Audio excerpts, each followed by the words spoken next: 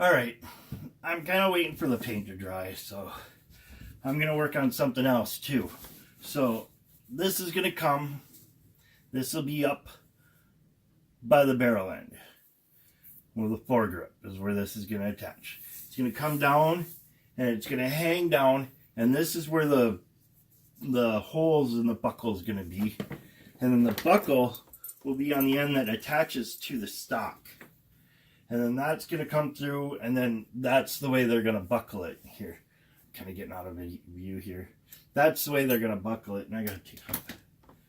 That's the way they're going to buckle it. So I need the strap that's going to connect from here to the stock. Now, I already know how thick my belt is,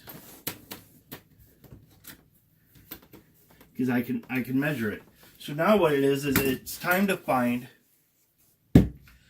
a piece for that strapping. And here I've got all my, because this is 8 to 9 ounce, so I've got all my 8 to 9 ounce leather, and I'm just going to start looking for a strap piece. No, I'm not going to use that because that's not going to work to use in this situation. There's another good one, but I want to find a couple of different options, so when I come through and look at it, I know my options. Okay, I don't like the way that edge is, so I'd have to clean up that edge, but that's not too big of a deal there. So we're going to go with these three. This one, it's got that huge scar. I think that's post-mortem for the animal. But otherwise, it's really clean up in this area. So I can use there. I got these stretch marks here. So I'm also going to look at here in here. I got some edging that's kind of weird and stuff like that. So I'm going to kind of look at that. I think I'm going to go with this. It's going to be my cleanest thing. Alright, that was weird. My camera just shut off, so I missed part of that whole thing. What I'm doing is I found that piece that I'm going to use out of my scraps. And this looks like a really good piece. Very clean. That way I don't have to cut from a new piece of leather and create even more scraps. I'm using up as much scraps as I am. Now I've already made my straight edge on one side, and I'm just coming through and I'm going to clean that up real quick. So as I clean that up, I want to keep and make sure I hold the blade as up and straight up and down as possible. And for the most part, I do, but being a beginner, I still get it off to one side or the another, and it's skewed. So I'm just going to come through and I'm just going to clean up areas and get this all cleaned up. And then that way I've got a straight line, and then I'm going to measure it so that I'm the same width as this piece. And then I'm going to cut that piece out. And once I do that, I'm going to get it all ready for seeing how the buckle fits. So what I'm going to do is, like I said, I'm going to clean up this piece, then I'm going to measure it out so I've got two lengths the same here, and then it matches up to this piece. Cut that completely out, and then I'll come back to you guys when I'm ready to start putting for measuring up the buckle and everything like that. I'll come back. So I'll do all this off camera, so it's not a whole bunch of me just sitting here cutting on leather, and that's going to get kind of boring for you guys. So I'll be back when I've got everything cut out. But like I said, this is a piece I'm going to get. I know my measurement is going to be, I want about that much of a fold. So I'm probably going to use about that much of it. So from here. So I'm probably going to use up into here. So I'm going to make a scratch a little bit bigger. So that's scrap of a scrap thing. So I'll come back and I'll show you what I'm going to do the rest of this part of the strapping for making the buckle and everything for the belt. Alright, for making this part of the strap. Now this is a strap that's going to hook up to the buckle. And I'm also going to have it sewn like I'm going to have done up here. I'm going to sew it all the way. And then the only brass is going to be here and then the buckle. So this is how I'm going to make this one. Right now, I want to find where my stitch line is going to be. And I want to get that all lined up. And I want to make it the same distance as I did on here, for the most part. So once I get that all measured up, I can do a quick stitch line. And this is going to be a straight stitch line all the way straight. So this is going to be a straight stitch line, like I said, so that when it folds over, it'll hold onto the buckle. And then, I know everybody's seen this before. But here we go with that stitch line.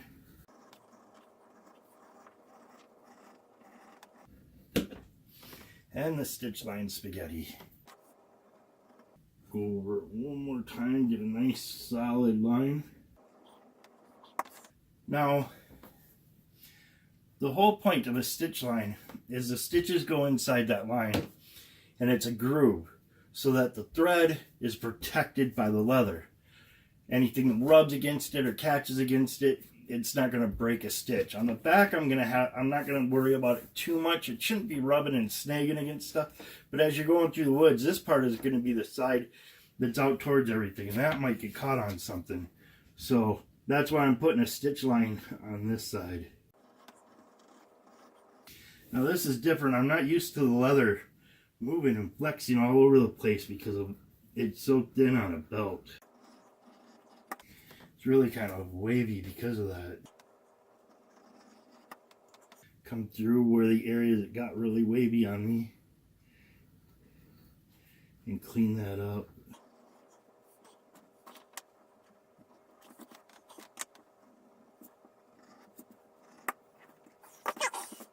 And the next thing I definitely want to do is I want to bevel out those edges, front and back. Alright, I'm going to go get my board for honing real quick, and I'll be right back. Alright, I have my honer, so I'm going to just hone this. That wasn't cutting very right. Very right. Is that even an expression? It wasn't cutting very easy or nice. So I'm kind of honing it up a little bit. There we go. That makes a big difference right there. That's why you keep sharp tools. Now I'm trying to keep it so I'm not working to my body in case I slip. I don't want to stab this in myself. But because of the way I gotta hold this, I'm gonna do this and be really careful. Because I just don't know a way to hold that any safer doing that. Alright, so we're gonna come back and do the top part of the next of the other side.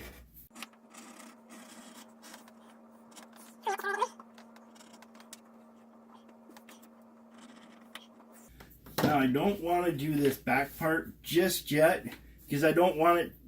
Well, yeah, actually I do want it kind of honed on that curve. So yeah, I'm gonna hone up bevel this side, hone it up. Sorry, beveling, edge beveling. So we're gonna come through and we'll get this too.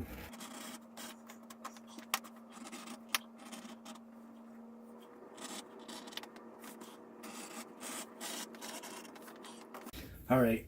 Now, the reason why I was kind of contemplating is because I didn't know how that was going to match up, but I like the way it looked on here. I'm going to continue the look on here. So now we're going to sit and we're going to figure out how much of this is actually going to have to go through here. So I want a little bit of distance. And before I stretch this out too much, I'm going to wet it down. That way the leather doesn't crack when I make that bend and pinch it down on there. So I'm going to go get my water real quick and I'll be right back. Alright, just wetting this out quick. Now, water will usually stain, will darken up the leather. So I'm just going to make the whole thing wet. And I don't have to worry too much about it then. Because I know it's going to darken up the leather just because, and I don't want to make it two-tone because I only wet one certain area. So I'm just going to kind of go through, and I don't have to worry about getting too wet. Just in the area I would really want to fold it, I'm going to. And I want about this. From what I've seen, everybody says this is just guessing. It's all up to you on how much of a fold over you want. So I'm thinking about 1.5 inches is where I want to be. Actually, I'm going to make that, yeah, 1.5 inches. Well, I'm going to just do 2 inches. Make it a good solid 2 inches. So I'm going to kind of start pushing on my fold right there. So I know that's where I want it. And then the reason why is because you can kind of see how the leather bends weird there. Just because it's getting stretched out and stuff. So, and then to figure out where I'm going to want that buckle, I'm going to want that buckle to be right about there. So I know from this point, let's do one more. Let's make it an even 7. And then we'll come back to 5. So I know I want to turn at 7 inches here. So that means at 9, because I want a 2-inch turn like I've got there. So let's just cut that down.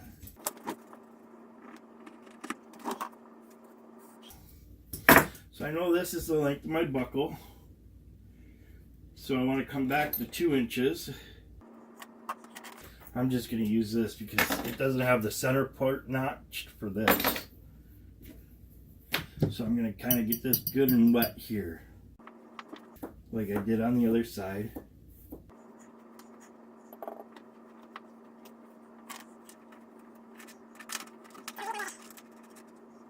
So that's where I want my... So that's all the bigger this is going to be. And because I got that wet, a lot more water into it than I did this side. See how that side it wrinkles really good, but this side it doesn't. I didn't get enough water into that side. So I'm just going to get a little more water into there. It's going to be a perma wrinkle, so, or a permanent fold there, so I'm not too worried about it. But there, the wrinkling is going away a little bit now that I've done that. So I want to get these bends going really good and really tight so I know exactly where that bend's going to be. The other thing I want to do is, because I want this to taper down instead of being so thick, and I want it to taper down, I'm going to do some skiving and taper that down to the end where it's going to be about half the thickness at that end.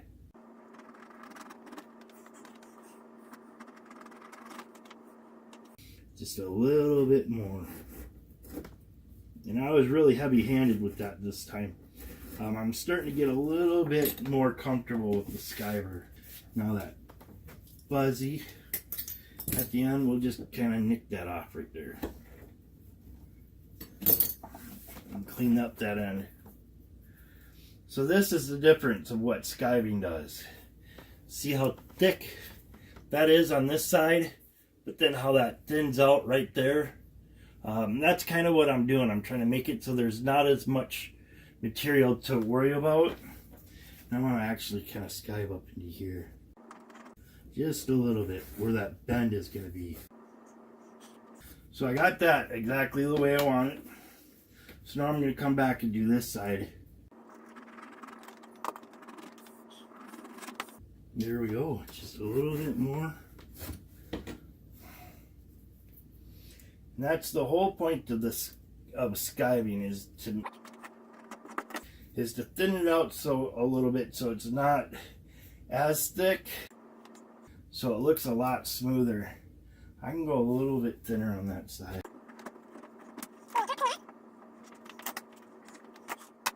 The next thing I'm going to do, and I'm going to do all this part off camera probably, because it's going to get really loud with a lot of banging.